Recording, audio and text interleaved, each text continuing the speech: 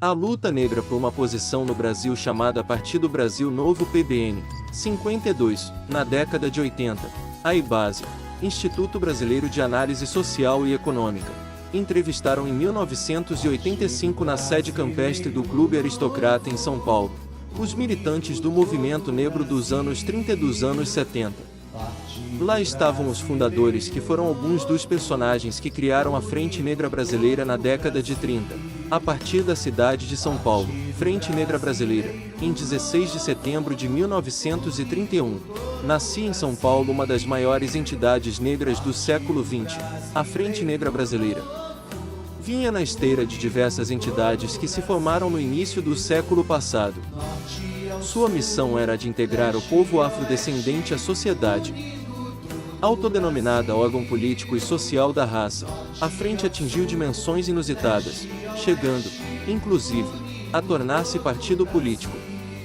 Se pensarmos na situação social da época, em que o desemprego entre os homens era alto, as mulheres negras eram o pilar das famílias, pois o emprego de doméstica lhes dava algum salário, em que as condições de educação eram precárias, a frente realizou feitos espantosos. O decreto presidencial da época de 1937, que colocava na ilegalidade todos os partidos políticos negros, acabou ocasionando sua extinção. O fato é que a frente proporcionou à população desassistida e marginalizada não só assistência social, mas um meio de organização e educação, fundou uma escola, e aí começou o combate ao preconceito racial.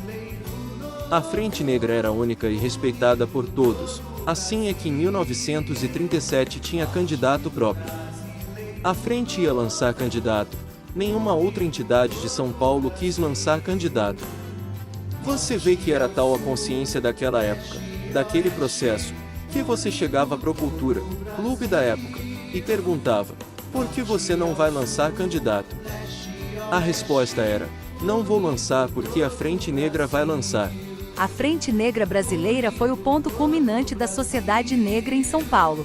O objetivo era que o negro progredisse, conquistasse um lugar na sociedade. A Frente Negra Brasileira foi muito rica e mostrou todas as maravilhas e contradições. Lógico que a época não foi favorável, mas em relação à ideologia política sempre teremos posições diversas. Mas o que não podemos nos esquecer é que para nós, negras e negros, é que a política é um fator importante para a construção da história do negro no Brasil e na conquista de direitos, considerando a abolição sem reparação, o que leva, infelizmente até hoje, quando analisamos dados como, por exemplo, do IBGE. A população mais pobre ainda são os negros, que não têm oportunidades iguais em relação às pessoas brancas. A Frente Negra Brasileira foi o primeiro coletivo negro no país, mas foi um dos mais importantes em todos os sentidos. O presidente nacional do partido PBN, 52, o Partido Brasil Novo no rumo à homologação. O senhor Ezequiel Fernandes Guimarães, criador do partido, tem a Frente Negra como o movimento negro mais importante da história brasileira. Nos dias atuais, muitas pessoas defendem essa organização sem ter nenhum conhecimento da sua real militância. A frente conclamava os negros a esquecer a escravidão e assimilar os padrões morais e culturais da emergente sociedade capitalista brasileira da época. Isso não significa que trouxe algum avanço na luta contra o racismo e a desigualdade social entre negros e brancos no Brasil. Os elementos da cultura africana eram desprezados e combatidos como coisas imorais e desajustadas. Em suma, a Frente Negra Brasileira buscava moldar um tipo de negro desprovido da sua história e da sua cultura, que não questionasse seu passado e se curvasse docilmente perante a sociedade racista daquela época. Uma visão da história narrada por Ezequiel Guimarães, presidente nacional do PBN, 52. É muito comum ouvir falar em separação de poderes ou divisão de poderes. No entanto, estas expressões não são as mais adequadas. Ao término desta leitura, você compreenderá melhor o porquê. Muitos pensadores e filósofos ao longo da nossa história discursaram e escreveram a respeito da necessidade de dividir o poder do Estado, na necessidade de evitar a concentração de poder nas mãos de uma única pessoa. Contudo, as ideias de três destes pensadores se destacaram mais. O primeiro deles é o filósofo grego antigo Aristóteles, 384 a.C., 322 a.C., em sua obra intitulada Política. Composta por 8 livros, cujo objetivo principal foi investigar nas formas de governo e instituições do Estado, Aristóteles contempla a possibilidade da existência de 3 órgãos de poderes distintos a quem caberiam as decisões do Estado. Ele chamou estes poderes de deliberativo, executivo e judiciário.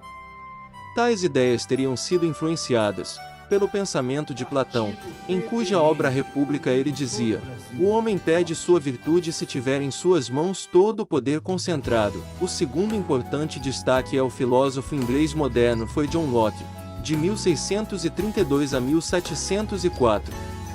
Em sua obra Segundo Tratado sobre o Governo Civil, que serviu como suporte teórico aos revolucionários da Revolução Gloriosa de 1688, Locke também menciona a necessidade da divisão de poderes do Estado. Ele chamou estes poderes de legislativo, executivo e federativo. Por fim, o terceiro destaque é o filósofo francês moderno Montesquieu, de 1689 a 1755. Em sua obra O Espírito das Leis ele menciona a necessidade de existência de um poder legislativo, um poder executivo e um poder judiciário. Esta última é, sem dúvida, a teoria que mais se destacou e que melhor expõe a forma de organização dos poderes como a entendemos hoje. A teoria de Montesquieu pode ser observada em cartas constitucionais, lei mais importante de muitos países democráticos da atualidade. De acordo com Montesquieu, todo homem que detém o poder tende a abusar dele. A base de raciocínio por detrás desta expressão traduz o que ele chamou de mecanismos de freios e contrapesos, na qual ele defendia a importância de descentralização do poder para se evitar abusos. Entendendo os poderes no sistema político brasileiro, pode-se afirmar que a Constituição Federal de 1988 adotou a teoria da tripartição de poderes, conforme se observa no seu artigo 2º. Artigo 2º são poderes da União, independentes e harmônicos entre si, o Legislativo, o Executivo e o Judiciário. Atualmente a interpretação que se atribui a cada um desses poderes adotados pelo nosso sistema jurídico é a seguinte: Poder Executivo tem a função de administrar o Estado aplicando aquilo que está na lei através de planos políticos e administrativos, tudo isto com base em um orçamento público aprovado pelo Legislativo. No âmbito federal, o Poder Executivo é exercido pelo Presidente da República. No âmbito estadual pelo governador e no âmbito municipal pelo prefeito. Poder Legislativo tem a função de criar e aprovar as leis, além de fiscalizar as ações do Executivo, atuando também, portanto, como uma espécie de órgão fiscalizador de cunho administrativo orçamentário. No âmbito federal, o Poder Legislativo é exercido pelos senadores e deputados federais, no âmbito estadual pelos deputados estaduais e no âmbito municipal pelos vereadores. Poder Judiciário tem a função de avaliar e julgar os conflitos quando há divergências de interpretação das leis. É um poder decisório que tem por finalidade solucionar os conflitos de interesses entre as partes. O Poder Judiciário é exercido pelos magistrados, os quais compreendem juízes, desembargadores e ministros. No caso do Judiciário, porém, a lógica de distribuição dos cargos é um pouco diferente da lógica aplicada aos demais poderes. O primeiro ponto a se observar é que não existe poder judiciário em âmbito municipal. A partir daí, tem-se que em âmbito estadual o poder judiciário é exercido pelos juízes em primeira instância e pelos desembargadores em segunda instância. No âmbito federal, o poder judiciário é exercido pelos ministros. Outra curiosidade é que no âmbito federal, de atuação do Poder Judiciário está dividida em regiões que não coincidem com as regiões que habitualmente conhecemos: Norte, Nordeste, Centro-Oeste, Sul e Sudeste. Considerações finais. Como se pode ver, a tripartição de poderes é uma teoria que foi aplicada na prática por muitos países democráticos, inclusive aqui no Brasil. Com tais conhecimento levou o Sr. Ezequiel Fernandes Guimarães, primeiro afro-brasileiro a fundar um partido político de frente no Brasil, intitulado Frente Social e Ambientalista do Brasil, Partido Brasil Novo PBN, 52.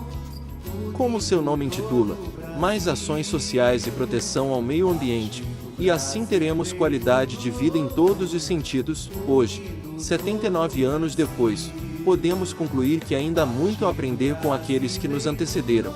Ezequiel Fernandes Guimarães, presidente nacional do PBN. 52. Partido Brasileiro.